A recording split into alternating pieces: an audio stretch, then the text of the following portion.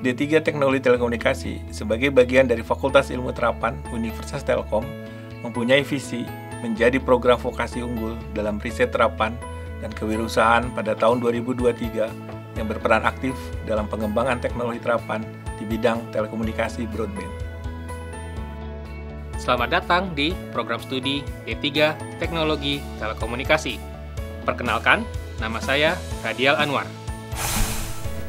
Di dalam KK Teknologi Telekomunikasi, ada 4 sub-KK, yaitu transmisi, elektronika, jaringan, dan multimedia. Mahasiswa tingkat akhir dapat memilih topik proyek akhirnya dari salah satu sub-KK tersebut. Sebagai mahasiswa, Anda diharapkan untuk dapat aktif berkegiatan selain menghadiri perkuliahan. Kegiatan-kegiatan yang dapat Anda ikuti antara lain terlibat dalam penelitian dosen, terlibat dalam kegiatan pengabdian kepada masyarakat, mengikuti perlombaan, aktif berorganisasi, dan lainnya.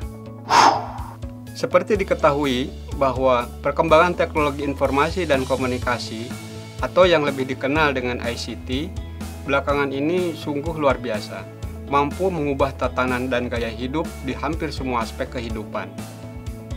Perkembangan teknologi ICT yang sedemikian cepat dengan berbagai kompleksitasnya, teknologinya merupakan tantangan bagi anak bangsa dan berarti pula tantangan bagi kita sebagai lembaga pendidikan pencetak anak negeri yang akan mengelola negeri ini.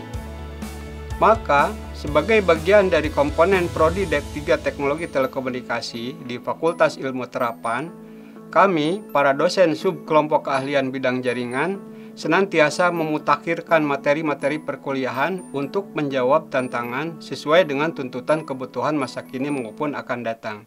Setiap semester, kami lakukan review materi perkuliahan baik teori maupun praktek. Adapun mata kuliah yang diampu oleh bidang jaringan adalah jaringan telekomunikasi broadband, perangkat telekomunikasi broadband, dan rekayasa traffic.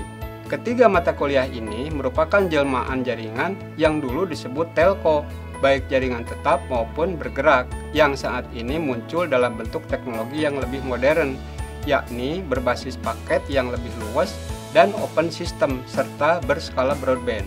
Mata kuliah lainnya adalah jaringan data broadband, bengkel pemrograman, dan keamanan jaringan. Merupakan mata kuliah yang mendukung basis teknologi bidang IT. Dua mata kuliah terakhir yaitu Cloud Computing dan Bengkel Internet of Things merupakan bagian dari tantangan jawaban kebutuhan di era industri 4.0. Assalamualaikum warahmatullahi wabarakatuh.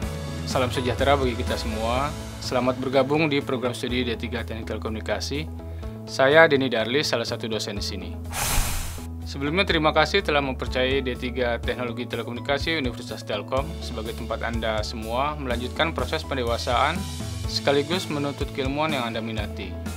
Saya termasuk salah satu dosen tetap yang mengampu mata kuliah di Sub-KK Kelompok Keahlian Elektronika selain Pak Dadan Nur Ramadan, Pak Sugondo Hadioso, dan Pak Unang Sunaria. Ada juga dosen lain yang biasa membantu kami dalam perkuliahan di Sub-KK Elektronika yang mungkin kalian akan temui juga nanti. Mata kuliah yang berada di Sub-KK Elektronika adalah Bengkel Mekanikal Elektrikal, Bengkel Elektronika, Elektronika, Sistem Digital, serta aplikasi mikrokontroler dan antarmuka. Mata kuliah ini adalah mata kuliah dasar dan pendukung yang disampaikan di tingkat 1 dan 2. Wawasan ini kami berikan agar bisa memahami sistem telekomunikasi secara keseluruhan. Jadi, mengapa mahasiswa D3TT harus belajar elektronika? Karena alhamdulillah hingga hari ini hampir semua perangkat sistem telekomunikasi diimplementasikan dalam bentuk rangkaian elektronika. Saya rasa seperti itu pengenalan tentang subkelompok keahlian elektronika yang ada di D3 Teknologi Telekomunikasi.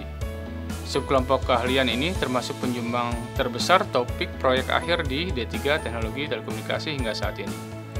Kami berharap Anda bisa melewati seluruh mata kuliah yang ada di D3 Teknologi Telekomunikasi termasuk yang ada di subkelompok keahlian elektronika ini dengan nilai maksimal. Anda yang punya pengalaman lebih atau terbiasa ngoprek sebelumnya, kami tunggu untuk bergabung dalam beberapa kolaborasi riset dosen mahasiswa dan industri.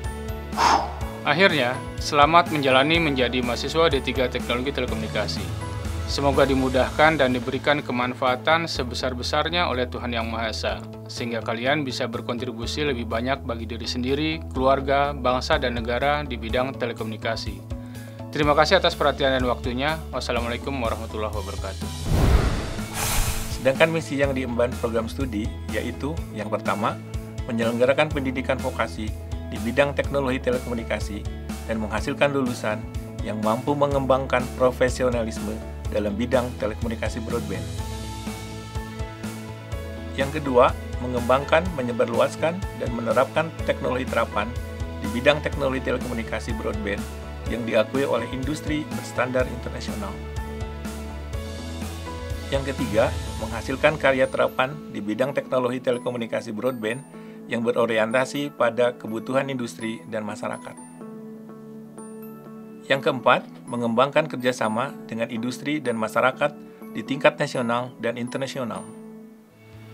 Dan yang kelima adalah mengembangkan keterampilan untuk menjadi teknopreneur yang mampu mengembangkan usaha secara mandiri.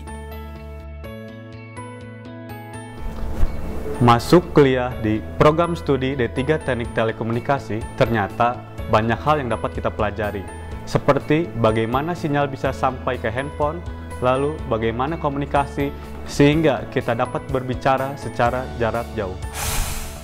Mengapa harus D3 Teknologi Telekomunikasi?